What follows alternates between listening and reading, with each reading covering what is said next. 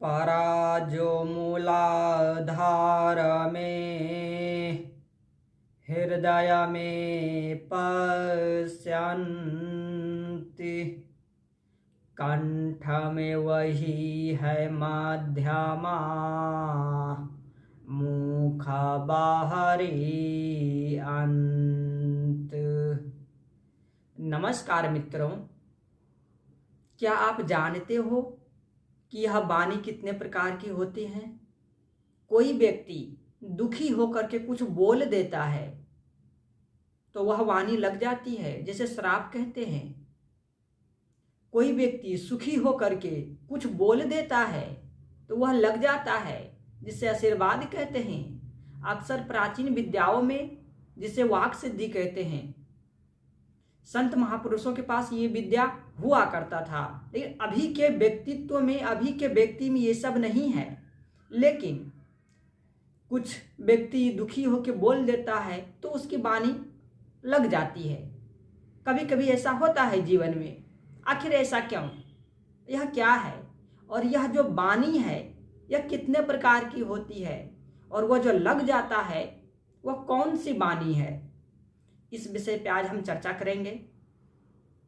तो चलिए जानते हैं इस रहस्य को, और हम भी इस जीवन में कैसे जी सकते हैं, इस जीवन में हम ये सब कैसे पा सकते हैं। अभी आप एक आई बटन पे देख रहे होंगे वाक सिद्धि के बारे में, तो बिल्कुल आप उसे जाके देखिए। लेकिन इस वीडियो को देखने के बाद फिलहाल समझते हैं वाणी का कितने प्रकार है। तो ऐसे समझिए, यह जो वाणी है हमारा 4 प्रकार की होती है, और इस चारों का विश्लेषण हम जानेंगे अच्छे से, किसका स्थान कहाँ पर है और इस वाणी का प्रयोग हम कैसे कर सकते हैं।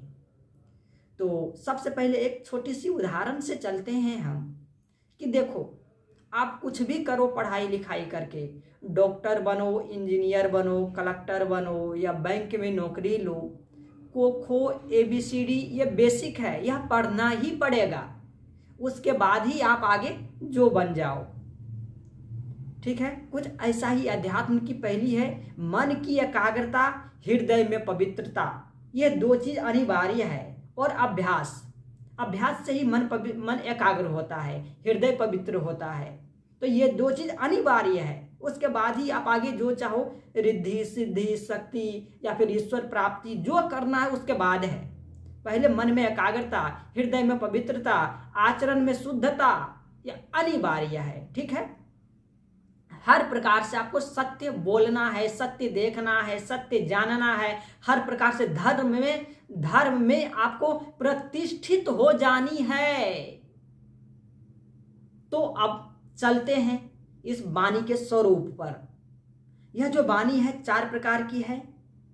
जो हम बोल रहे हैं यह क्या है? बैखरी वाणी है। इसे बैखरी वाणी कहते हैं। और यह वाणी जब इससे पहले कंठ के पास होती है तो उसे मध्यमा वाणी कहते हैं। और इसके साथ हम ये भी जानेंगे ये सब वाणी का हम प्रयोग कैसे करेंगे, ये भी हम जानेंगे।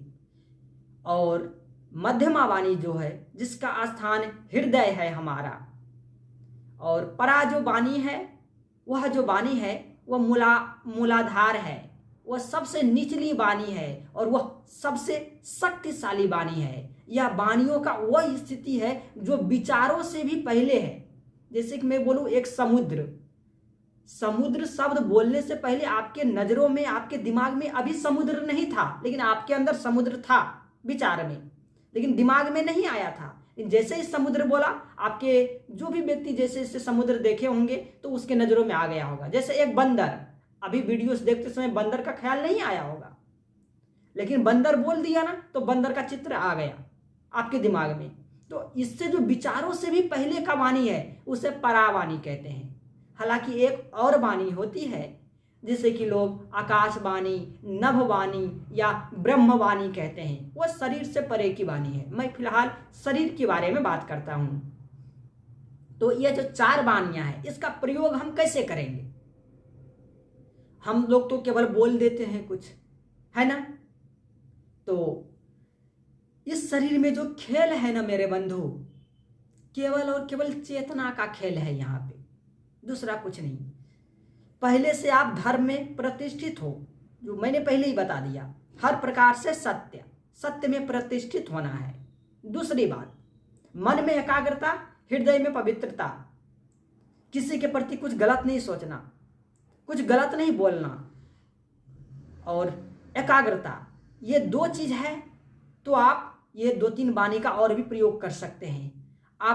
आपको किसी को आशीर्वाद देना है अथवा श्राप देना है, मैं ये नहीं कहूं कि आप श्राप दो, मैं केवल विधि बतलाता हूं, लेकिन ये होता तब ही है जब आप स्वयं प्रयत्न करेंगे, एक आशीर्वाद को लेकर चलते हैं। यह सारी चीज हृदय से निकली हुई वाणी होती है, तो आप हृदय में आपको संयम करना पड़ेगा। संयम कहे तो किसे कहते हैं? धारणा, ध्यान और समाधि, अष्टांग योग के जो मुख्य 3 अंग है लास्ट में, क्या है? धारणा, ध्यान और समाधि। ये तीनों जब क्रिया हो जाती है एक साथ तो उसे संयम कहते हैं। तो अगर आप हृदय में संयम करके कुछ बोलते हो तो वह वाणी सत्य हो जाती है। लेकिन कब? जब आप सत्य में आप पूर्ण रूप से प्रतिष्ठित हो। केवल आप चाहोगे यहाँ पे ध्यान लगा ले और बोल दे तो नहीं हो पाएगा, ध्यान भी नहीं रहेगी, क्योंकि मन की एकाग्रता तो है ही नहीं, ये तो भटक जाएगी। उसी तरह से मूलाधार वाणी है और उसी तरह से पश्चंती वाणी जो कंठ में होती है। तो इस तरह से चेतना का खेल है केवल, और चेतना का अनुभव करो। ये सारा चीज तभी होगा जब आप मेडिटेशन करेंगे, ध्यान करेंगे, अभ्यास करेंगे, उसके बाद ही चेतना को समझेंगे, फिर आप चेतना को लगाएंगे।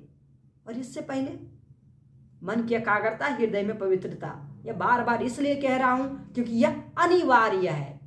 कुछ भी बनो, ABCD को खो, यह अनिवार्य है। उसी तरह से यह, क्योंकि यह बेसिक है।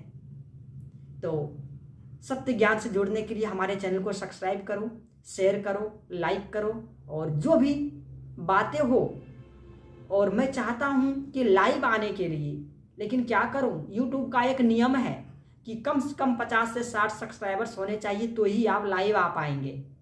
तो कृपया करके इससे पूरा कर दो आप सब, ताकि हम लोग लाइव आकर के अच्छे से वार्तालाप कर सके। मैंने जो बतला दिया आपने सुन लिया, अब आपके मन में कोई सवाल होगा, आप कैसे करोगे मुझसे?